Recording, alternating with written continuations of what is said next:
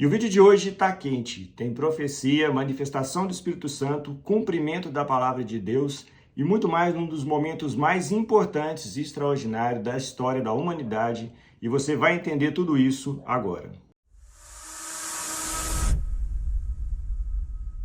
Oi pessoal, eu sou Matheus Ganga e esse é o Confraria Bíblica e hoje nós vamos entender esse momento maravilhoso da história do cristianismo, que pode ser conhecido como o primeiro culto cristão, que está lá em Atos 2, chamado Pentecostes. Nós vamos entender muita coisa sobre ele, tem muita curiosidade que talvez você não tenha se atentado para elas todas, mas antes eu quero te pedir para se inscrever aqui no canal. Como eu já disse em outros momentos, é muito importante a sua inscrição e você vai desfrutar de outros vídeos como esse e aprender um pouco mais da palavra de Deus.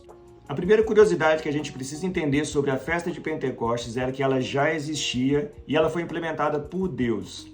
E era uma festa conhecida como a Festa das Semanas, porque a primeira colheita de cevada ou de trigo que era feita, se contavam 7 semanas, dando 49 dias, e no 50º dia eram feitas as ofertas das primícias, a festa para Deus, e o povo glorificava a Deus naquele dia, que era o 50º dia, e Pentecostes vem de 50, então esses 50 dias eram comemorados já há muito tempo.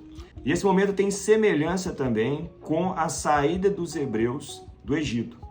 A saída dos hebreus do Egito é a libertação da escravidão e ela acontece depois da 10ª praga, onde Deus ele manda a morte para os primogênitos e ele avisa para Moisés que quem passasse o sangue do cordeiro nos umbrais das portas ficaria livre da morte. E os hebreus fazem isso e nenhum primogênito desse povo é morto. Então naquele dia Deus liberta o povo da escravidão e da morte.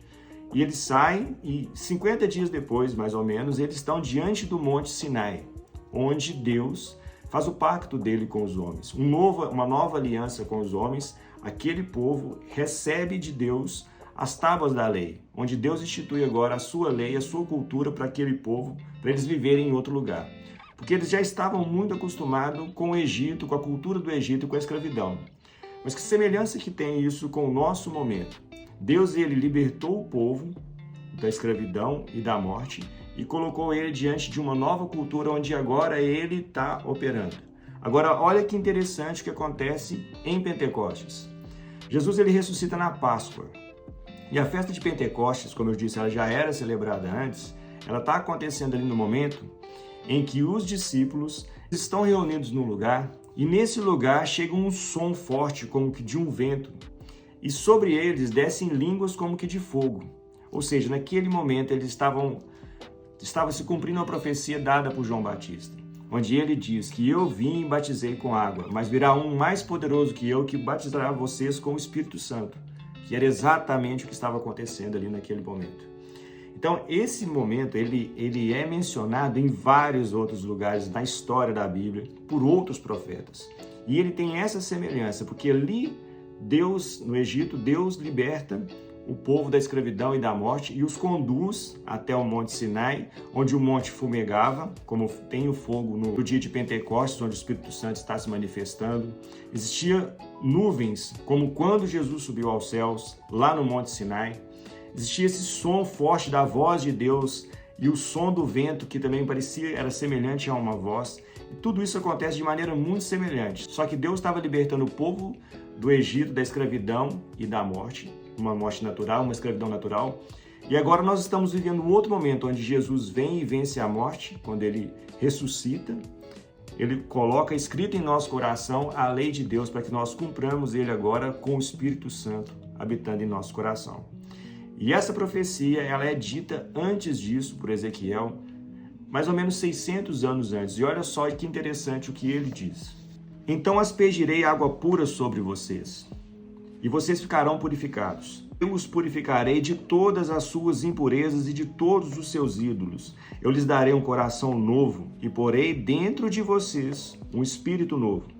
Tirarei de vocês o coração de pedra e lhe darei o coração de carne. Porei dentro de vocês o meu espírito e farei com que andem nos meus estatutos, guardem e observem os meus juízos. Vocês serão o meu povo e eu serei o seu Deus. Então aqui está acontecendo isso. 600 anos depois, o Espírito Santo vem em Pentecostes, toma aquele povo, e ali acontece muita coisa agora, daqui para frente, que eu vou explicar, que tem muita ligação também com outros momentos da história do cristianismo. Olha que interessante. Os discípulos, eles começam a falar em línguas que, para as pessoas que estavam ali, elas aparentemente eram estranhas. Para se ter uma ideia, a festa de Pentecostes, por ela ser tradicional entre os judeus, a cidade de Jerusalém estava cheia de estrangeiros. Então tinha gente que falava todo tipo de idioma. Mas todo mundo que estava ali naquele lugar entendia exatamente na língua que estava falando. Isso remete a um outro momento muito lá atrás na história, que é Babel.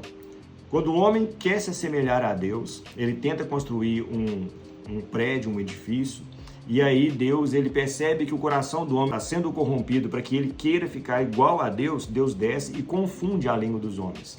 Eles começam a falar em línguas estranhas, diferentes, para eles não conseguirem trabalhar unidos. Agora está acontecendo exatamente o contrário. Deus desce com seu Espírito, manifesta no meio daquele povo, e mesmo que o Galileu falasse em uma língua, qualquer outro estrangeiro entendia no idioma dele o que estava sendo dito ali naquele lugar. Ou seja, é uma inversão do que aconteceu em Babel. Agora, pela força e pelo poder do Espírito Santo se manifestando em nosso meio. Isso é só uma das curiosidades que tem nesse lugar. Porque Pedro, ele começa a pregar para aquele povo. Na pregação de Pedro, o que acontece é o seguinte: mais ou menos 3.000 pessoas se convertem ao que Pedro está dizendo, ao Espírito Santo. E isso remete a um outro momento na história. Quando Jesus chama Pedro, ele diz: eu vou te chamar para deixar de ser pescador de peixes para ser pescador de homens. Ou seja, nesse momento se cumpre o que Jesus falou para Pedro lá no início do chamado dele. Ele agora se torna um pescador de homens, e isso vem com uma força muito grande. Por isso que eu falo que esse culto é o primeiro culto cristão. Ele é muito forte, ele é muito cheio do poder de Deus acontecendo ali naquele lugar. É muito bonito tudo o que acontece, todas as profecias sendo cumpridas da forma como elas são. E olha que interessante, o texto lá em Atos, no capítulo 2, no versículo 17, ele começa a falar sobre o que Joel estava falando lá no passado. O livro de Joel é bem interessante sobre essas profecias que vão acontecer. E esse momento de Pentecostes, ele aponta para um lugar que a gente vai ter que falar em outro vídeo, em outro momento, porque é muito interessante. Mas nesse aqui agora, ele já mostra para nós o poder do Espírito Santo. Porque ele diz o seguinte: e acontecerá nos últimos dias, diz Deus, que derramarei o meu Espírito sobre toda a humanidade. Os filhos e as filhas de vocês profetizarão, os jovens terão visões e os seus velhos sonharão.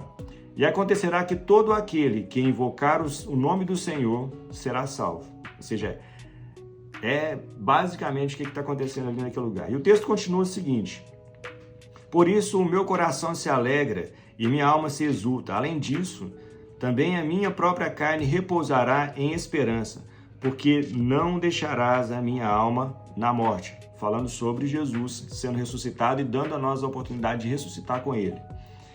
Nem permitirás que o teu santo veja a corrupção. Fizeste-me conhecer os caminhos da vida e me encherás de alegria em tua presença.